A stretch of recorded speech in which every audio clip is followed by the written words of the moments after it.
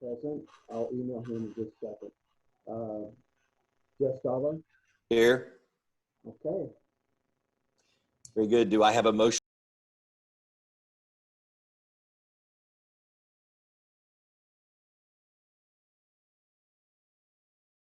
I'll second that. Very good. And just for clarification, today's meeting is July 9th, not on June 11th. So we're passing the minutes from the June 11th meeting. I have a first and a second. Jeff, will you please call the roll? Absolutely. Kent Harrell? Aye. Mary Smith Cross? Aye. Joe Robson? Aye. Motion carries. Very good. Alexis, the CEO report. Sure. So, I mean, I say this, you know, with all levity, but we're pretty excited because we have about 2,000 people a day going through the checkpoint right now. That's about 10 times where we were in April, but it's also about 30% of where we were last year. But it's good. I mean, we're seeing a lot of people traveling, and it's primarily vacation travelers. It's people going to visit friends and family. Our challenge right now, to be honest, is just how do we provide the services that travelers come to expect when they're traveling through the airport, given the limited number of people that we're seeing in the building. So about 2 weeks ago, Chili's opened up, which provides more food options for our customers. Tulsa Flag Mart, which is Andolini's Pizza, now is open. Out of our shops, 8 shops, I think we have 3 of them that are open. And we just are continuing to monitor traffic to determine how we can have a measured reopening so that we can provide services while also realizing that our concessionaires need to be able to operate in an environment where they can at least break even. The same is true with our parking operation. We've started bringing back our parking employees. We probably won't be bringing back valet parking until we get to at least 50% of our prior activity. That's a pretty labor intensive service. And so we want to make sure we have plenty of parking in the garage fairly close to the terminal building. And you know, people are still a little iffy about other people being in their cars and driving their cars. Across the country, airports are joining together to really focus on what we're doing in the collective world of aviation to ensure the safety of our mutual customers. We did a press release last week prior to the July 4th holiday to highlight our Here For You campaign and invite the media out to see how we're encouraging social distancing, and we're reminding our customers to wear masks and to take all of the precautions that the CDC recommends. You know, as an industry, we've always been focused on safety. That's our #1 priority. Right now, that's kind of shifted to passenger well-being, with safety being inside the terminal a priority, an equal priority. We have been busy over the past month. Our maintenance team completely repainted the garage. So all 3 levels of our garage have been repainted. Our economy lot is now sealed and painted. We did issue an RFP for ARF, Aircraft Rescue and Firefighting Services. That went out on Monday. Again, that's really driven by our need to decrease our costs wherever possible. So we hope to get good participation and have those back for this board to consider in September.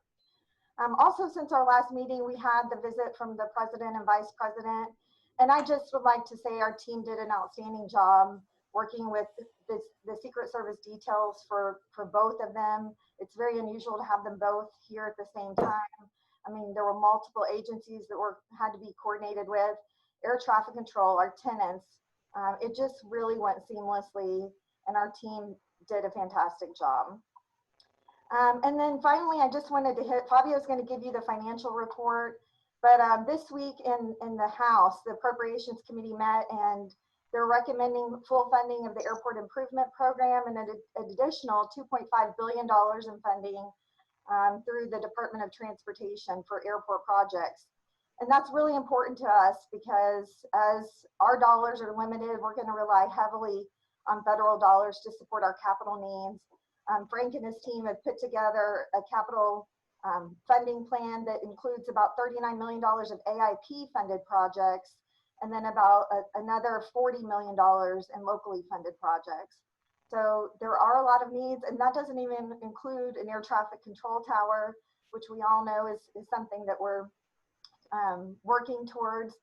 Just as a brief update on that, the FAA has really postponed the AFTIL study. We're waiting on them to give us some new dates. We were originally supposed to be up there in September, but that's been postponed at least until the end of the year. But we're going to continue to advocate for airport funding. We're going to ask our stakeholders in Tulsa to help us with that, and our federal delegation. And I will just keep you guys posted on that effort. And with that, I'll turn it over to Fabio. Good morning. Today I'm going to be going over the May 2020 over May 2019 fiscal year-to-date activity. The effects of the COVID-19 pandemic really began to impact TAIT in mid-March, with the full effects felt in April. We'll carry those effects for an undetermined amount of time. As Alexis mentioned, we are noticing a gradual uptick in activity. However, this is going to be a long, slow road to recovery. The first slide is my summary report. Looking at our revenues are down for the month of May over May by about 50%. We're about 1% lower than we were prior fiscal year. Our expenses are down 11% from prior May 19, and that's due to the cost-cutting measures we implemented early on in the pandemic. We really tightened our belts and made our best efforts to reduce our operating expenses. Our operating expenses comparative to year-to-date are over by about 1%, leaving about a 4% deficit in our NOI from prior fiscal year. Food and beverage was down for the month of May significantly, but 22% down for fiscal year-to-date activity, about $1.4 million lower. Our retail was also down about 18%, comparing our fiscal year activity, about $841,000 lower. Our parking activity, tickets, and revenue both down collectively 21%. We are starting to see a gradual uptick in our activity in parking, but again, the impact was felt with the reductions we felt early on and still feel today. Our ground transportation, down 89% for the monthly comparative, up 45%, but it's important to note that in the ground transportation, we did have rate increases effective January 2019, and that's really what the driver is here. We only had about 5 months of fiscal year comparative of 19, where we have 11 months of that higher rate. So that's where that difference is coming from. Our transaction days for our rental activity, down about 15% in our fiscal year-to-date comparative, down 75 month over month. And operations at RVS, down about 8% for the monthly comparative and 1% for the fiscal year. Again, the flight schools were closed for the first half of May, and social distancing and lack of business travel all impacted that, as well as the fuel flows being down about 16% and 31% for the month. And plane passengers, while we did notice a increase from April to May, we are still down comparatively and 23% down for the fiscal year. And our in-plane cargo is down about 5% for the fiscal year. The next slide is our total revenue enplanements, and you can see we're in the early phases of a V-shape recovery. I do not have June's activity. We should have that in the early part of next week, and I'll report on that next month. But we did notice significantly more people in the terminal in May and June than in April. The next slide is our actual fiscal year-to-date monthly activity compared to where our budget is. We are down in our revenues. The impact has been felt. The momentum we carried in the first half of the fiscal year has been reduced. Our gains have been absorbed. We're down about $2.5 million from where we forecasted our budget to be, 6% down. The real story here is our expenses. Our expenses were budgeted about $23.6 million, and we were able to reduce our expenses and continue to reduce our expenses down to just over $21 million, an 11% reduction in those expenses. The next slide is our forecasted fiscal year to date We do not have all of the June activity in yet. However, looking at our projections and our activities, we're forecasting about a 10% reduction in revenues compared to where we budgeted. We're about $4 million lower, just around 10% reduction. And we're also forecasting a $2.7 million savings in our expenses compared to where we were budgeted to land. About $14.8 million, 1.3 lower than our anticipated net operating income appreciation. The next slide is our liquidity days cash position. We did select our grants for the CARES Act. We submitted reimbursements. We did receive our first reimbursements. That totaled about $1.3 million collectively for TUL and RVS, and that increased our days of cash on hand just under $18 million. We're sitting at about 265 days of cash on hand, and that's primarily due to, one, we've received some extra CARES Act money in our cash. However, we've also trued up our operating expenses and operating capital purchases. In prior months, we carried the budget. Our forecasted fiscal year end operating expenses and operating capital purchases is just about $24.7 million. And that equals a 265 days of cash on hand with a burn rate of just under $68,000 a day. Looking historically at the last 11 years worth of our days of liquid cash on hand, we average about 262 days of cash on hand over the last 11 years. So we're right on track as far as where we projected to be historically. The final slide is the debt service ratio coverage here. And we have made all of our payments for our debt service for June fiscal year end, June 2020. We end our fiscal year coverage with a surplus in debt service coverage of about $1.5 million. And next year, our debt service is reduced by about $313,000. So we'll just be just over $16 million in debt service. That does not include any of the 2020B refinancing bond, which are kind of in a hold pattern right now. The savings are getting better, but they're not to a point where we feel comfortable in triggering the refinancing. Are there any questions? Any questions for Fabio or Alexis? Yeah, I think we're doing pretty good so far. Very good. Item number 3 on the agenda, Fabio.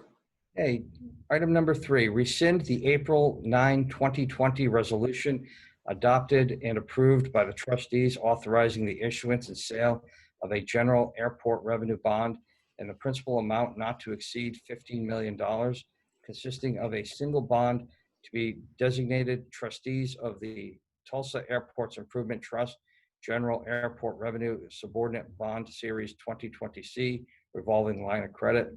Management recommends approval to rescind. Let me just add some additional information to this. So you guys approved our ability to go out and shop for a line of credit. We did that. We were unable to reach a term sheet or an agreement with any of our banks for the $15 million limits that we were looking for. And then just based on the cost for what we were offered, we determined that it wasn't a good fit for us. And so this is a housekeeping item that Jeff felt was important, Jeff Shaw, that we go ahead and note for the minutes that this is no longer on the table. Any questions for item number 3? I would move approval for item number 3. This is Second, Joe Robson. Ken Arrow, second. Jeff, please call the roll. Yes, sir. Kent Harrell, Aye. Mary Smith Cross, Aye. Joe Robson, Aye. Mayor Bynum, Aye. motion passes. Good. Item number 4.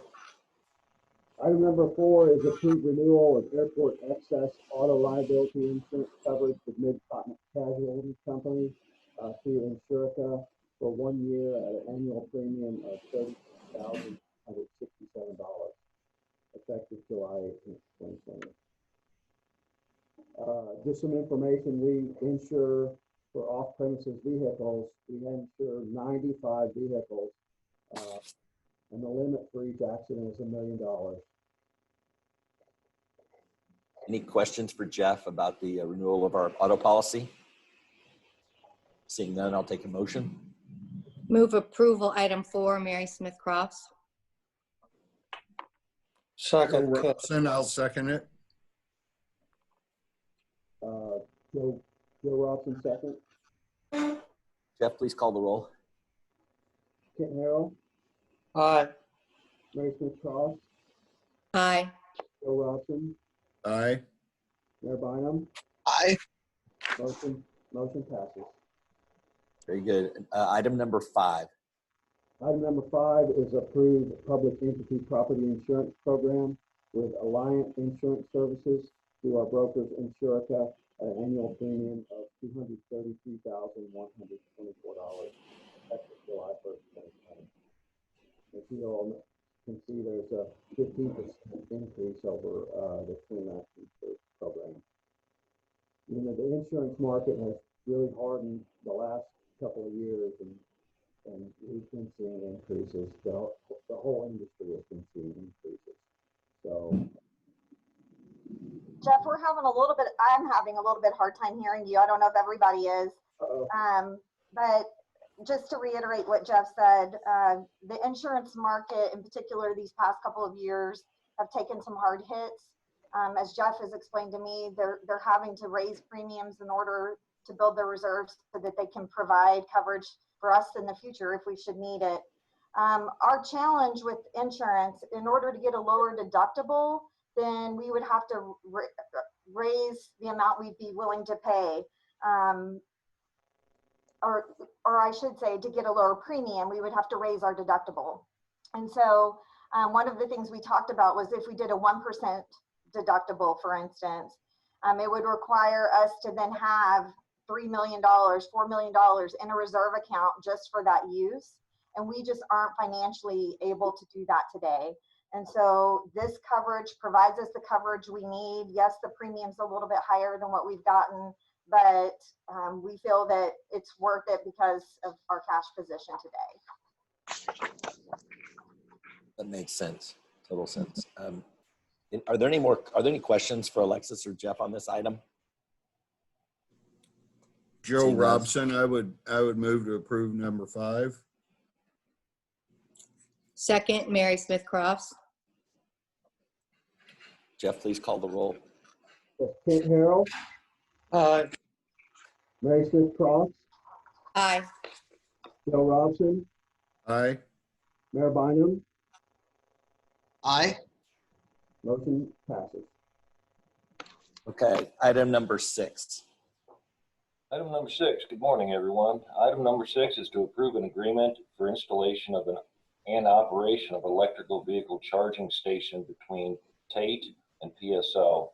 PSO will be installing and maintaining this quick charge station for vehicles in the airport parking garage at no cost to TAIT.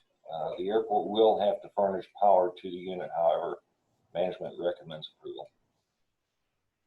Any questions for Frank on this item? Hey, Frank, just quickly, how many are they putting in? Right now, they will be installing one that will have the capability of charging 2 vehicles. The charge on these, it's a quick charge. So basically, if you go in there with an electric vehicle and you're out of charge, you can have a fully charged vehicle within an hour. Oh. We Okay. do have 2 units in the garage already, but they're slow fill units. So That is this is a little different than the ones we already have. Any other questions? Seeing none, I'll take a motion. This is Joe Robson. I would approve item 6. Kent Harrell, second. Jeff, please call the roll. Kent Harrell, Aye. Mary Smith Cross, Aye. Joe Robson, Aye.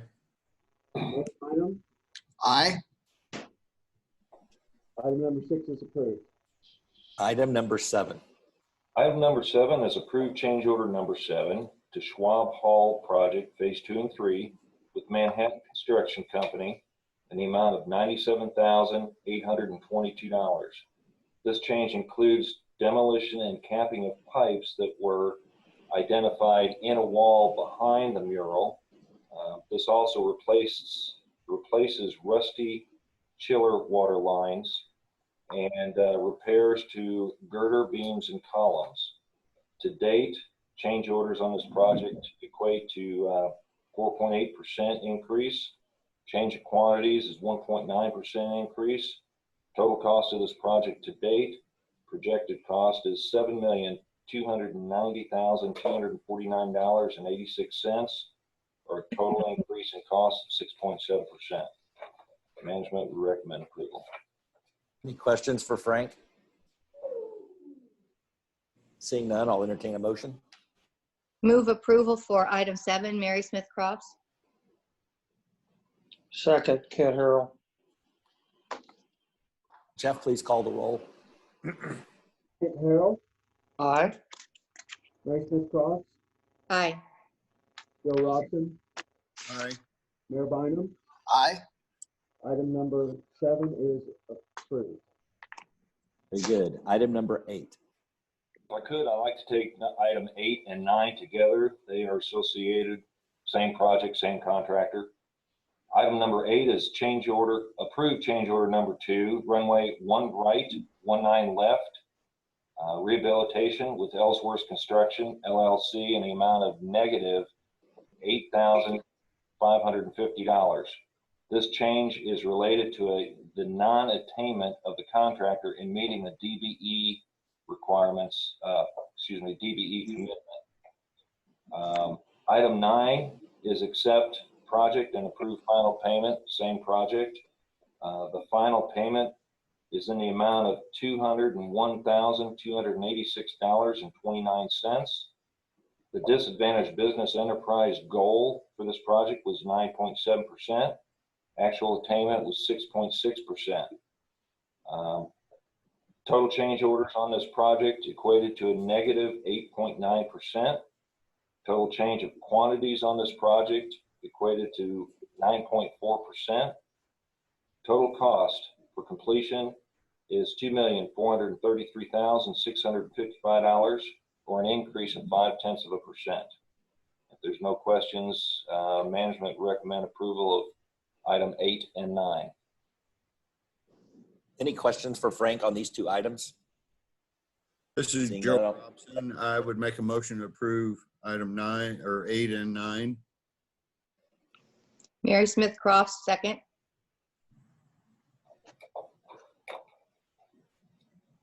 Jeff, please call the roll.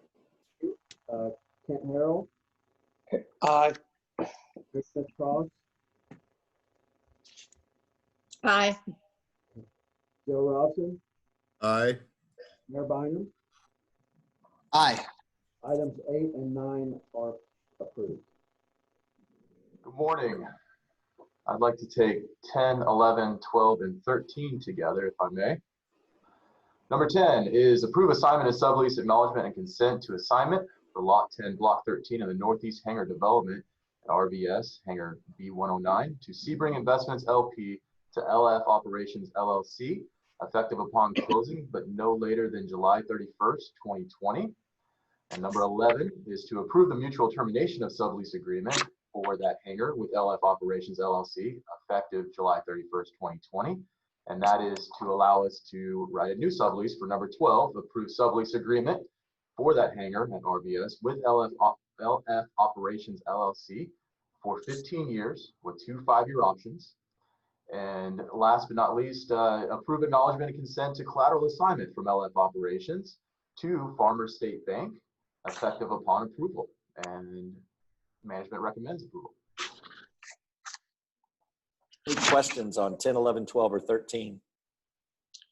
Move approval, number 10, 11, 12, and 13. This is Kent. Mary Smith Crofts, second. Jeff, please call the roll. Kent Harrell, Aye. Mary Smith Crofts, Aye. Joe Robson, Aye. Mayor Bynum. Aye.